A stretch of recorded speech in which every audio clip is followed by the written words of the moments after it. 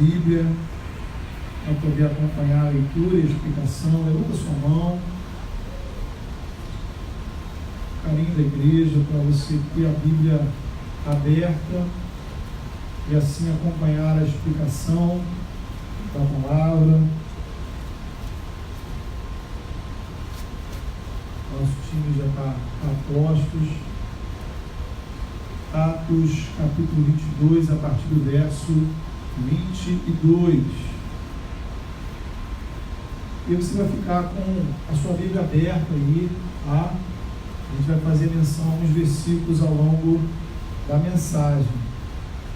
Queria que você entendesse, né? Os irmãos que já têm acompanhado os nossos cursos, sabem que a gente tem aí caminhado no livro de Atos, desde o capítulo 1, semana após semana, e agora a gente está, né, nessa fase final do livro de Atos, que é uma fase assim, muito semelhante a um filme de suspense policial, né?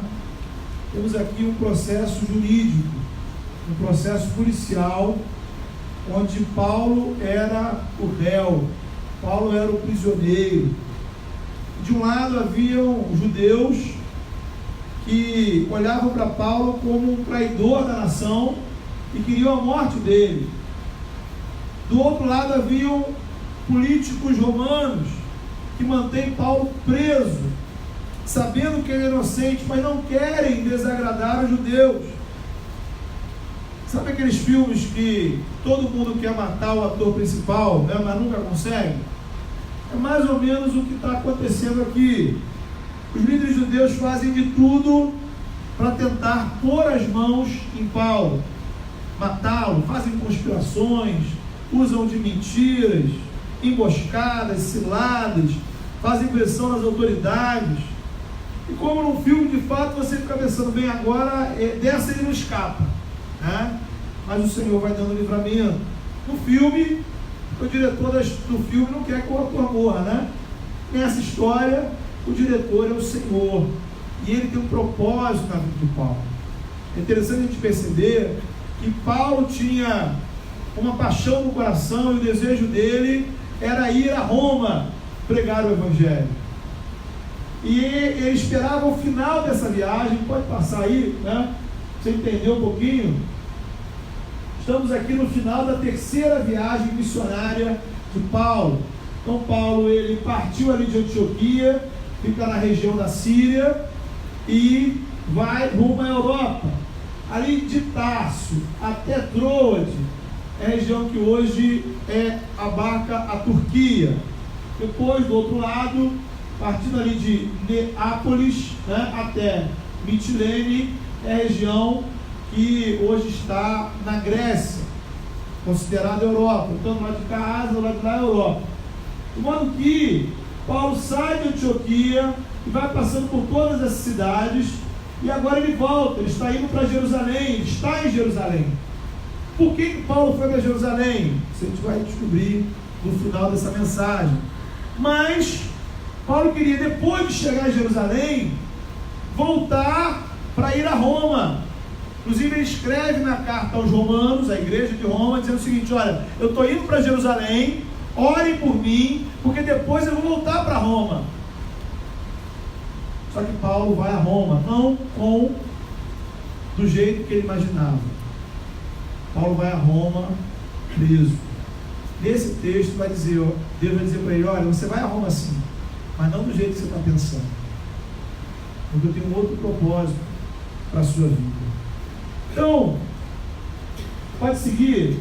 Nesses capítulos, né, do 22 ao 26, você vai ver Paulo nas mãos, né, de 5 momentos diferentes.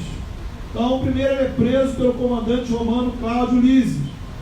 Aí ele vai ser processado pelo tribunal religioso judaico, o Sinédrio. Depois ele vai ser preso e investigado pelo governador romano Félix. Depois será preso e investigado pelo governador Festo. E por fim, será investigado pelo rei Agripa. Então, Paulo passa aí por 5 investigações, 5 processos. Seria um percurso difícil para qualquer um de nós. Mas nesses capítulos nós encontramos umas coisas interessantes para a nossa vida. Primeiro, nesse período, Paulo teve que explicar várias vezes qual era a razão da sua fé. Deus deu a oportunidade de, diante de cada um desses tribunais, diante de cada uma dessas autoridades, Paulo pôde explicar em quem ele cria. E especialmente, ele vai falar da sua fé na ressurreição de Jesus. Então eu queria que você acompanhasse comigo alguns versículos, pode seguir? Então veja aí, o 23:6 vai dizer assim: então Paulo, sabendo que alguns deles eram saduceus e outros fariseus, bradou no sinédrio: irmãos, eu sou fariseu, filho de fariseu, estou sendo julgado por causa da minha esperança na ressurreição dos mortos. Depois, e tenho em Deus a mesma esperança desses homens, de que haverá ressurreição, tanto de justos como de injustos. Depois, ou os que aqui se acham deveriam declarar que crime encontraram em mim, quando fui levado perante o sinédrio, a não sei que tenha sido este. Quando me apresentei a ele, bradei: por causa da ressurreição dos mortos, estou sendo julgado hoje diante de vocês. Depois, pelo contrário, tinha alguns pontos de divergência com ele acerca da sua própria religião e de um certo Jesus já morto, o qual Paulo insiste que está vivo. E, para fechar, agora estou sendo julgado por causa da minha esperança no que Deus prometeu aos nossos antepassados. Esta é a promessa que as nossas 12 tribos esperam que se cumpra, cultuando a Deus com fervor dia e noite. É por causa dessa esperança, ó rei, que estou sendo acusado pelos judeus, porque os senhores acham impossível que Deus ressuscite os mortos. Tem mais um: que o Cristo haveria de sofrer, sendo o primeiro a ressuscitar entre os mortos, proclamaria a luz para o seu próprio povo e para os gentios. Então veja, queridos, o Evangelho, a fé cristã, temos aí, olha, 1, 2, 3, 4, 5, 6 passagens diferentes no mesmo conjunto, que falam o tempo todo sobre ressurreição dos mortos. Mas qual é o problema? Qual é a questão da ressurreição dos mortos? É porque Paulo está dizendo: olha, eu creio e eu prego que Jesus ressuscitou dos mortos. Na fé cristã, a ressurreição de Jesus é o pilar principal. Muitas religiões falam de Deus, um ser superior, uma energia, um criador, um poder, uma força, várias designações. Outras tantas religiões vão falar de profetas, líderes espirituais, gente que deixou exemplo, conselhos de muita sabedoria, gente que deu a vida em prol do bem. O Evangelho é diferente de tudo isso. Por quê? Porque simplesmente Jesus ressuscitou. Ele foi morto. 3 dias depois ele estava vivo. Ele foi tocado. Pessoas conversaram com ele, não apenas uma única pessoa, uma única vez, várias pessoas em locais diferentes. Jesus não era um espírito. Os discípulos não tiveram uma visão. Jesus ressuscitou significa que o corpo, o mesmo corpo que ele tinha antes, um dia saiu do túmulo, purificado dos efeitos da morte. Ressurreição é corpo e alma voltarem à vida após estar morto. Jesus não foi curado e depois morreu de velhice, como foi o caso de Lázaro. Jesus morreu, ressuscitou e continuou vivo. Ele foi assassinado na cruz, enterrado, ressuscitou, durante 40 dias, ressuscitado, se encontrou com os seus discípulos, comeu com eles, conversou com eles, foi exaltado aos céus.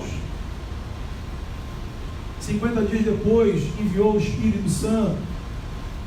Então, queridos, a fé na ressurreição deu aos discípulos a certeza de que Jesus era quem ele dizia que era. Porque veja, né? A gente costuma crucificar Tomé, dizendo que Tomé foi aquele discípulo incrédulo que precisou ver para crer. Mas na verdade todos os discípulos precisaram ver para crer. E eles viram quando? Na ressurreição. A ressurreição, eles viram que Jesus realmente era quem ele dizia que era, isto é, o Filho de Deus, 100% divino. Jesus é Deus.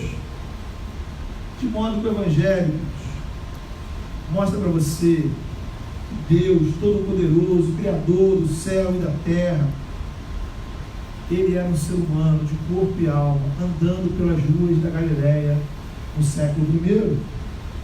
Encontramos Deus não numa energia, não numa força interior, não em um templo, não em um ritual religioso. Encontramos Deus em Jesus de Nazaré, esse que morreu, ressuscitou e continua vivo. Esse Deus, querido, se interessa por você. Essa sua vidinha, mais ou menos, importa para Deus. Se importa tanto que ele pisou nessa terra por você. Ele se importa com os nossos problemas.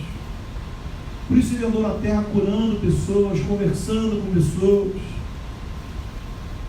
Ele se importa com a nossa situação espiritual, por isso ele morreu na cruz. Ele é poderoso para nos dar uma nova vida. Eu queria que você entendesse a importância da ressurreição. Porque, na perspectiva bíblica, a morte é a consequência do pecado. E a partir do momento que o pecado passou a reinar no mundo, a morte passou a reinar junta. Então não nos livramos da morte, da mesma forma que não nos livramos do pecado. Desde Adão, todos os seres humanos que pisaram nessa terra sofreram os impactos da morte. A morte é uma certeza, não é assim que dizem? Mas para alguém foi diferente. Jesus ressuscitou. E há então uma conexão espiritual, veja, entenda. Há uma conexão espiritual entre o que aconteceu com Jesus e o que acontece na nossa vida. No nível espiritual, a mudança de Jesus de morto para vivo, ela é capaz, ela ativa um poder de Deus que pode operar a mudança na sua vida. E nós vamos ler um outro texto, que está no capítulo 26, 15 a 20. Você pode conferir na sua Bíblia, vai projetar aqui, está bem pequenininho, mas você pode olhar na sua Bíblia aí. Atos 26, 15 a 20 vai dizer, Paulo descrevendo o encontro dele com Jesus. Então perguntei, quem és tu, Senhor? Respondeu o Senhor, sou Jesus a quem você está perseguindo. Agora levante-se, fique de pé. Eu lhe apareci para constituir o servo e testemunho do que você viu a meu respeito e do que lhe mostrarei. Eu livrarei do seu próprio povo e dos gentios, aos quais eu envio. Para, aí veja você agora, hein? Para o quê?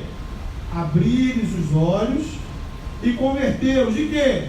Das trevas para a luz. De quê? Do poder de Satanás para Deus, a fim de que recebam o perdão dos pecados. E o que mais? Herança entre os que são santificados pela fé em mim. Assim, Paulo diz ao rei Agripa, não fui desobediente à visão celestial, preguei em primeiro lugar os que estavam em Damasco, depois aos que estavam em Jerusalém e toda a Judéia, e também aos gentios, dizendo que se arrependessem, se voltassem para Deus, praticando obras que mostrassem o seu arrependimento. Veja, queridos, há uma conexão espiritual.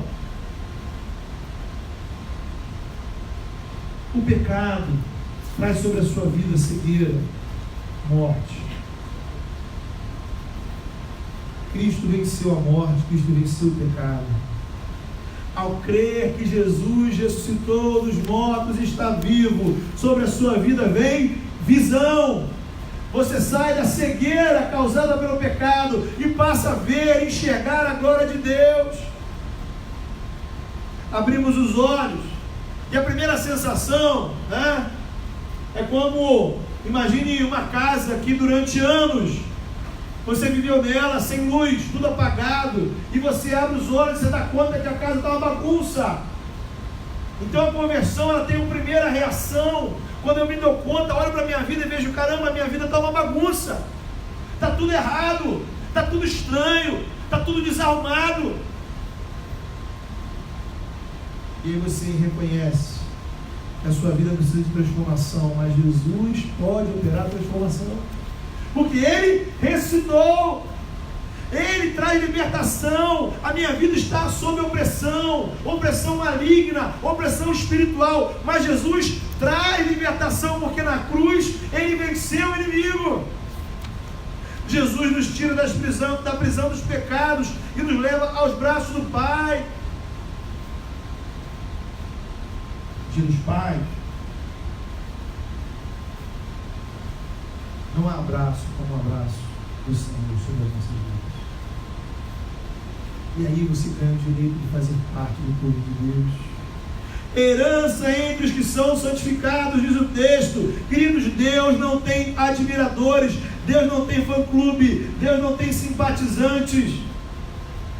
Deus, Ele tem um povo exclusivamente seu, que Ele chama de igreja do Deus vivo, o corpo de Cristo, formado, composto por aqueles que confessam Jesus como seu Senhor e Salvador e são batizados. É a igreja do Deus vivo. O meu desafio o seu desafio é abrir os olhos, sair das trevas, receber o perdão que vem da cruz, fazer parte do povo de Deus. Mas a última parte do texto: praticar obras dignas de arrependimento, praticar obras que correspondam a uma vida transformada.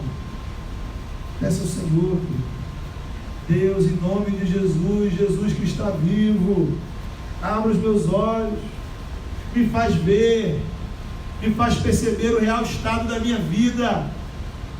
Às vezes a nossa vida está uma confusão, né? Sabe aquela sensação que você olha para a sua vida assim, bem, e agora por onde eu começo? Peço ao Senhor para abrir seus olhos. Senhor, visita-nos com libertação. A sua vida está sob opressão, e muitas coisas nos oprimem. Opressão não é só a opressão de um demônio qualquer. Somos oprimidos pelos problemas financeiros, somos oprimidos por vícios, somos oprimidos por maus sentimentos que habitam em nós, somos oprimidos por compulsões, por medos, somos oprimidos por relacionamentos. Muitas coisas nos oprimem a ponto de nos afastar da presença de Deus. O Senhor pode visitar a sua vida com libertação. Senhor, derrama sobre a minha vida perdão de pecados, me torna filho de Deus. Não quero servir ao mundo, quero servir ao Senhor. E faz parte do seu povo, me impulsiona a praticar obras dignas de arrependimento.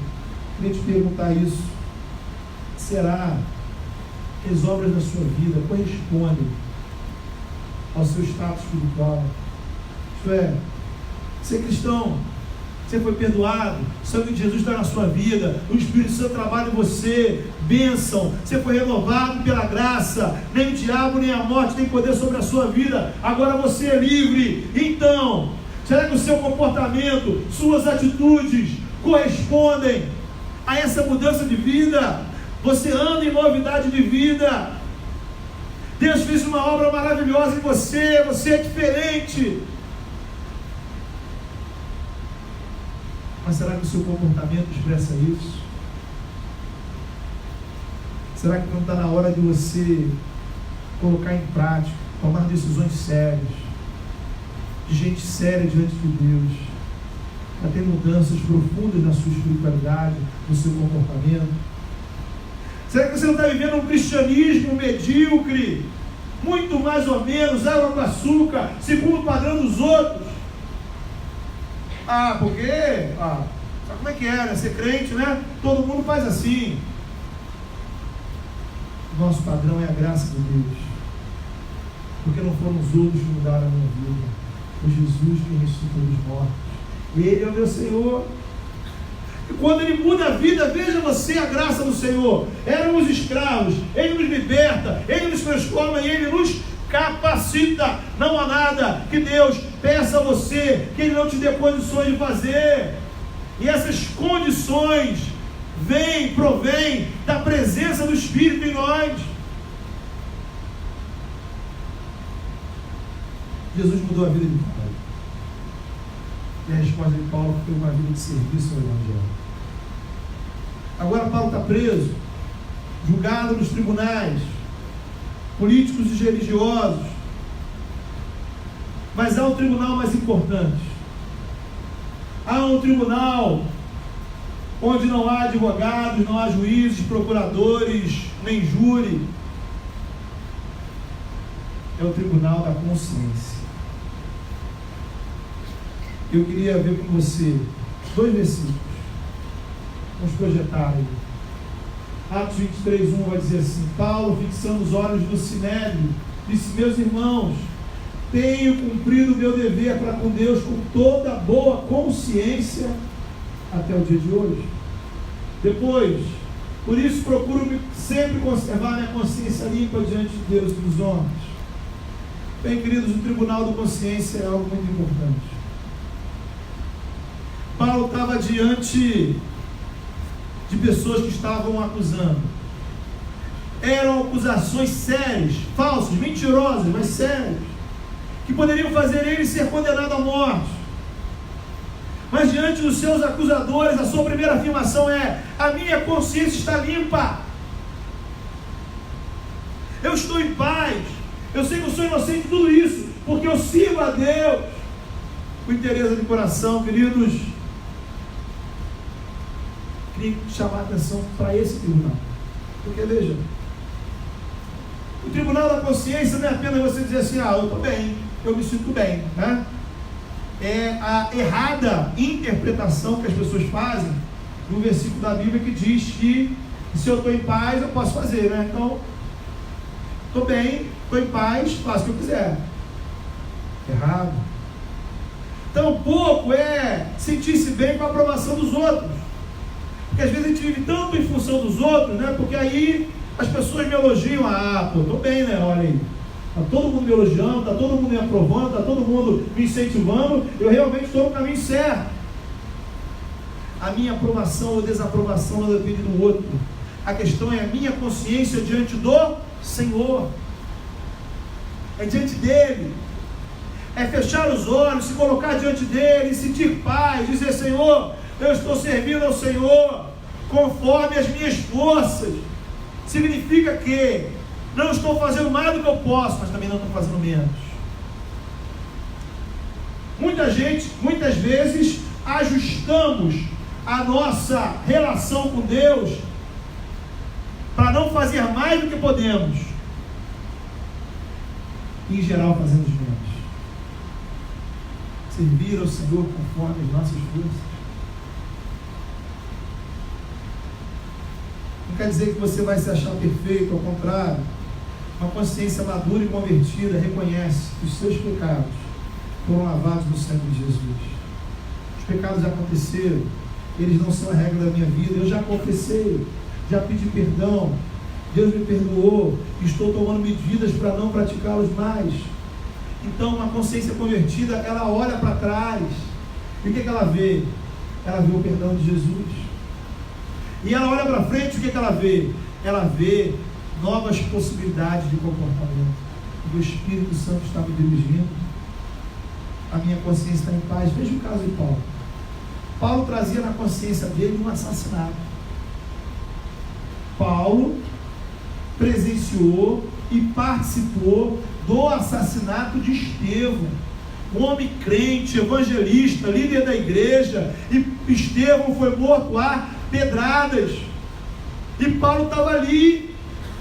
Você imagina você saber que alguém foi morto, assassinado, e você tomou parte disso? Como é que ficaria a sua cabeça?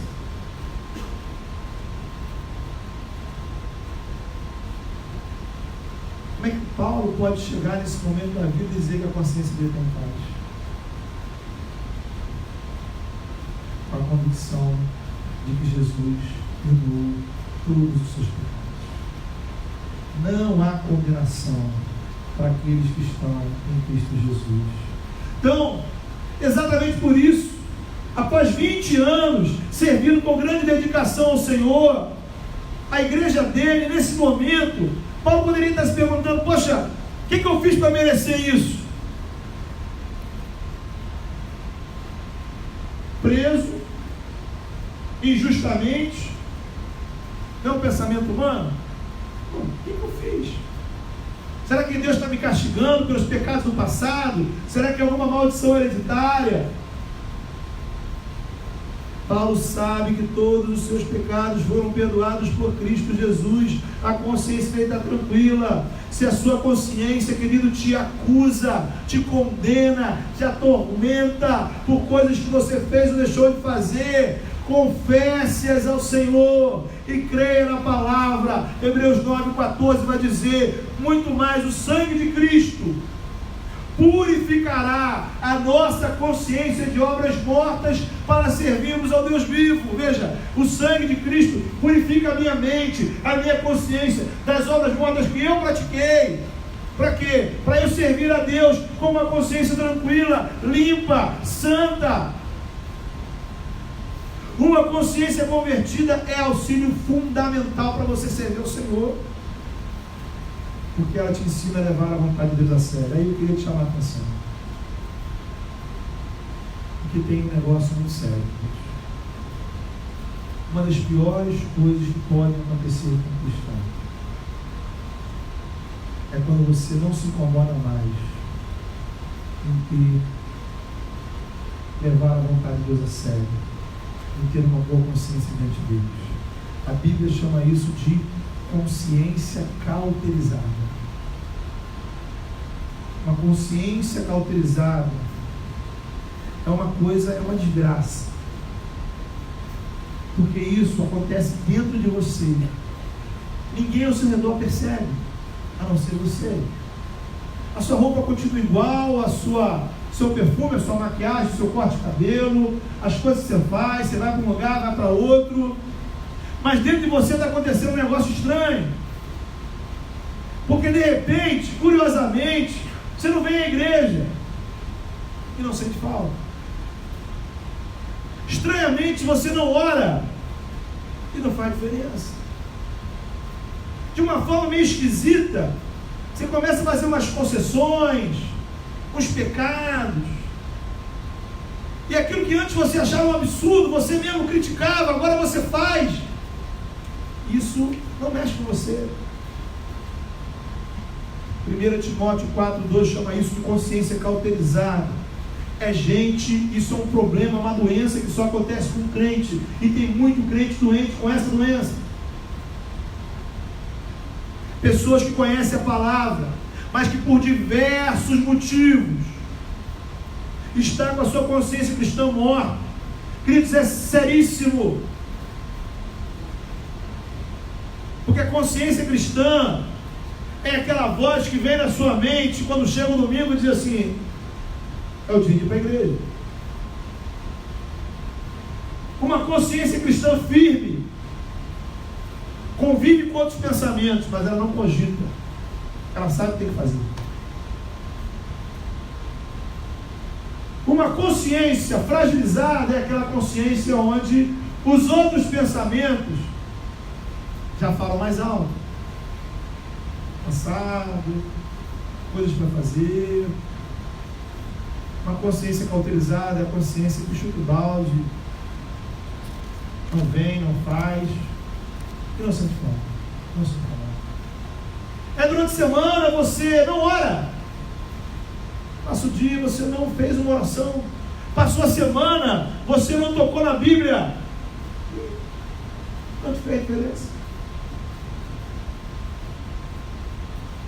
Uma consciência cristã saudável te incomoda quando a sua vida está se distanciando do Senhor.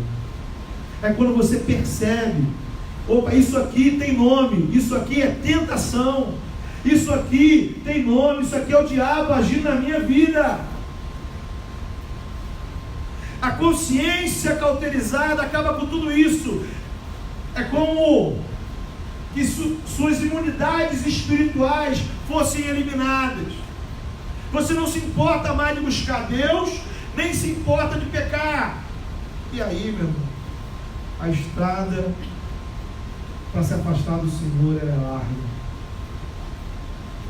Por isso a nossa consciência precisa ser constantemente renovada, fortalecida pela palavra, pela oração, pela comunhão, por estar na igreja, levar a consciência à presença do Senhor, porque não se engane, não se iluda, não se iluda. O mundo também prega para você. O mundo também prega, todo dia, diariamente. Tem várias pregações que o mundo faz. O mundo prega para o consumo, né? O que importa? O que importa é ter, é comprar, independentemente se eu preciso, se eu tenho dinheiro ou não. Recebemos a pregação constante do ódio, da violência. Quem é diferente de mim, eu xingo, eu ofendo, eu piso, tem que sofrer mesmo, porque tem que colher o que plantou, bem feito. Recebemos constantemente a pregação da sensualidade, da sexualidade sem regra, sem compromisso, ou seja, o que importa é o prazer, não importa com quem, e por aí vai. Pregações que o mundo nos faz. A pergunta é: qual é a pregação que tem te influenciado? A do mundo ou a da palavra? Quando a gente se une aqui como igreja, queridos, esse é um momento muito importante. Estamos aqui fortalecendo a nossa consciência diante do Senhor, ouvindo a palavra, ouvindo regularmente a palavra. E para alguns pode parecer uma coisa meio infantil, né? A gente passar todo domingo, a vida toda semana, ouvindo ministrações sobre o mesmo livro. Mas você veja você, que Jesus, ele disse que nós devemos ser como crianças. Por quê? Em que ponto? Qual é o ponto da comparação entre eu, um adulto e uma criança? É o ponto da dependência. Uma criança, ela não é perfeita, mas uma criança está sempre numa relação de dependência em relação aos seus pais. Ela precisa do seu pai, da sua mãe para comer, para ir ao banheiro, para tomar remédios, enfim, para tudo.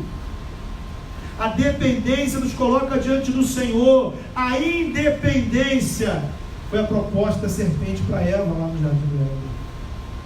A independência nos leva para longe de Deus, é o caminho do inferno. Então, eu quero te perguntar: como está a sua consciência diante do Senhor? Você está com uma consciência cristã saudável, firme? Ou a sua consciência está cauterizada pelo pecado? Veja a seriedade disso. Paulo aconselha Timóteo. Timóteo é um pastor. 1 Timóteo 1,19, Paulo diz assim: Timóteo, combate o bom combate e preserva, guarda a fé e a boa consciência, porque alguns, rejeitando a boa consciência, naufragaram na fé. Olha, querido, que seriedade. Gente, crente, que desprezou a boa consciência e por isso naufragou na sua fé, na sua espiritualidade, na sua comunhão com Deus.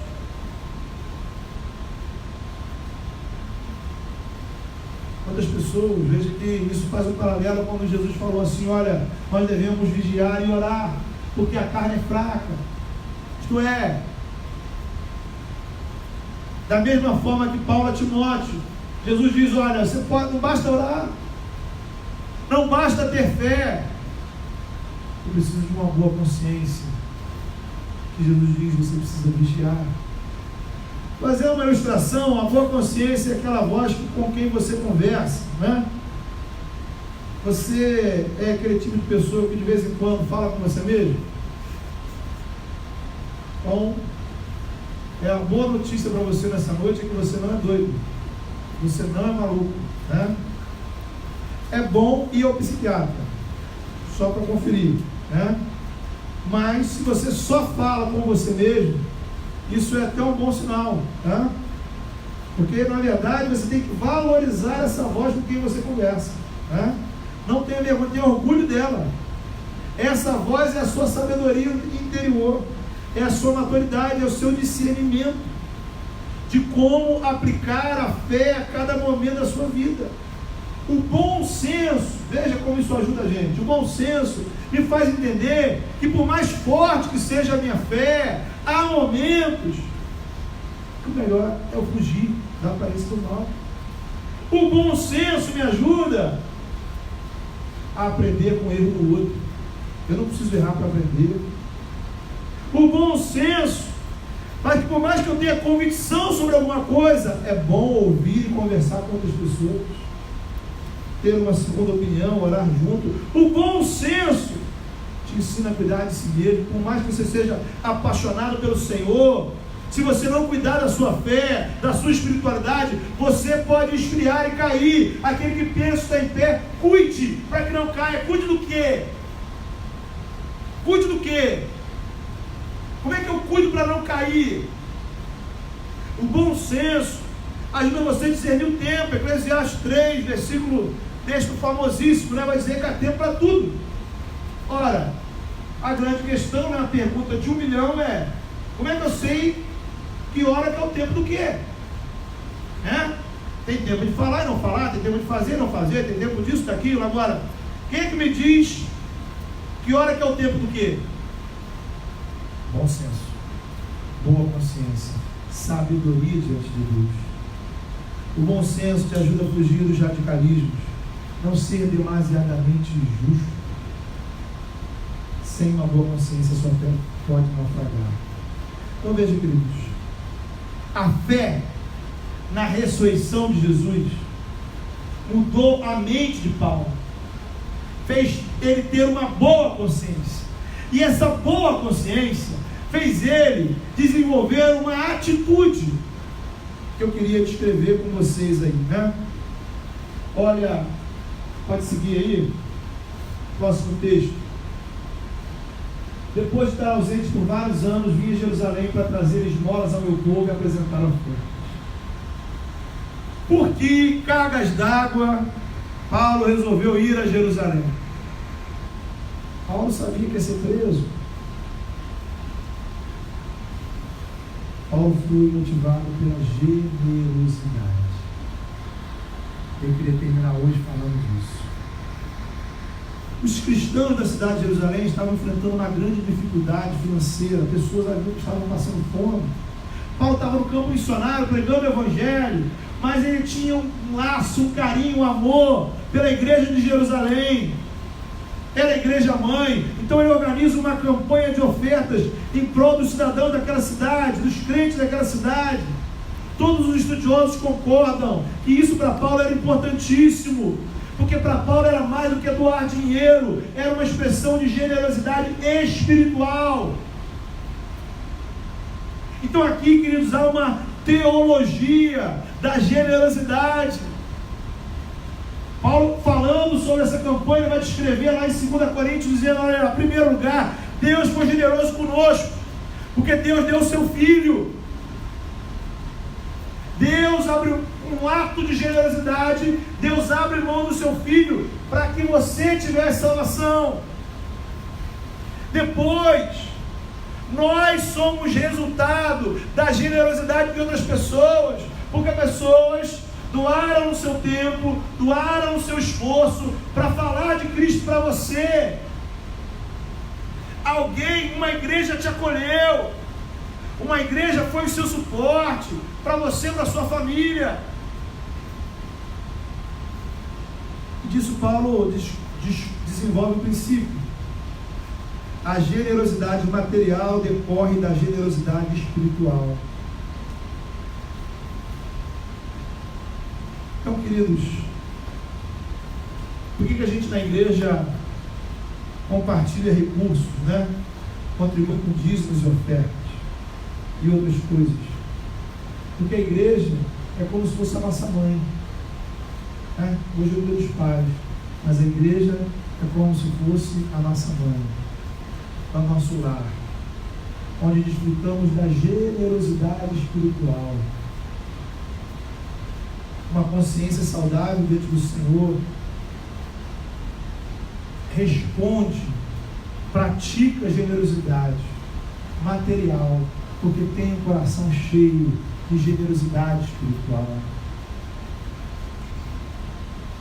Na minha vida eu já fui abençoado por N pessoas que foram generosas comigo. Eu queria que você entendesse que generosidade é muito mais amplo, né? Muito maior do que apenas doação de dinheiro. Generosidade é doar de si mesmo, doar do seu tempo, doar do seu conhecimento. Quando a gente para na nossa casa para orar por alguém, a gente está sendo generoso. Quando você para o que está fazendo para encontrar com um amigo que está passando um momento difícil, você está sendo generoso. Quando a gente se reúne como igreja, somos o resultado de uma centena de ações de generosidade.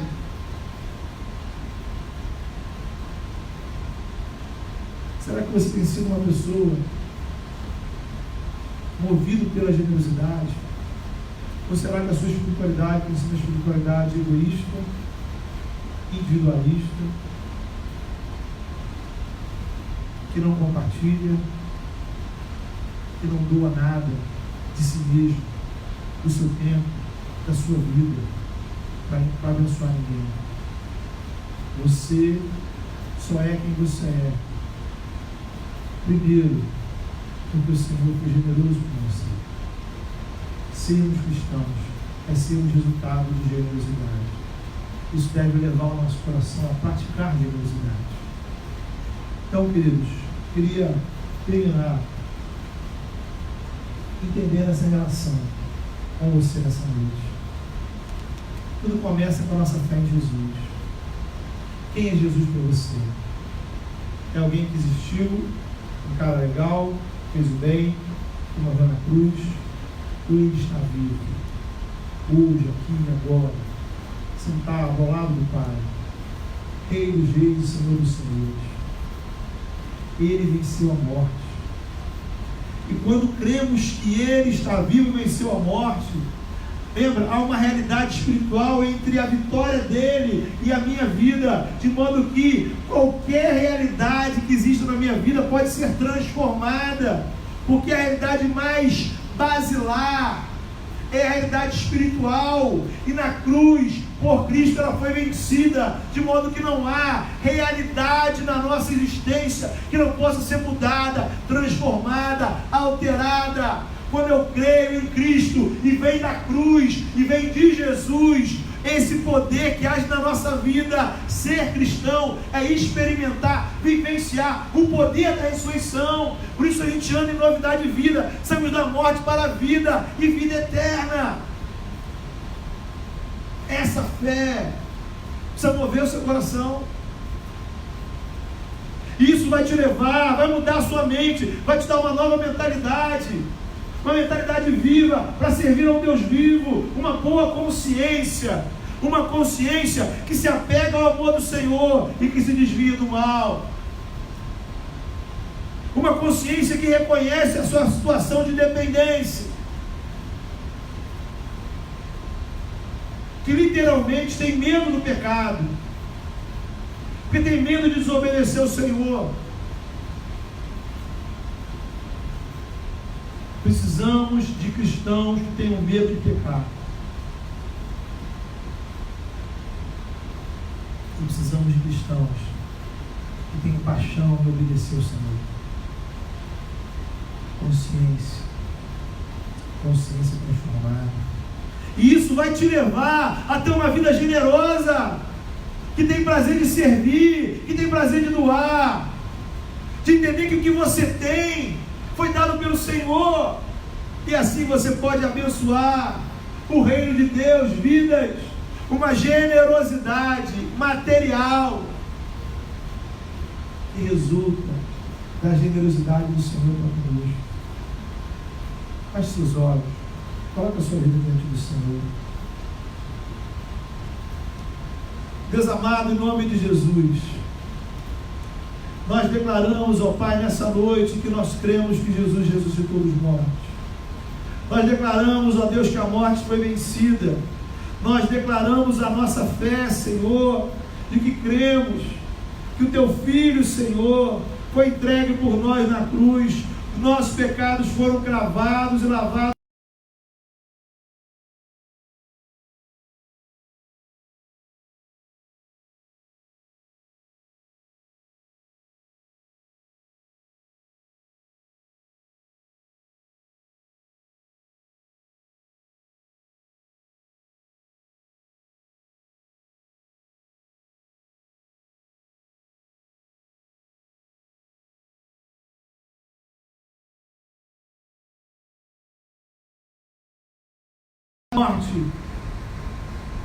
A morte, Senhor, em todos os sentidos.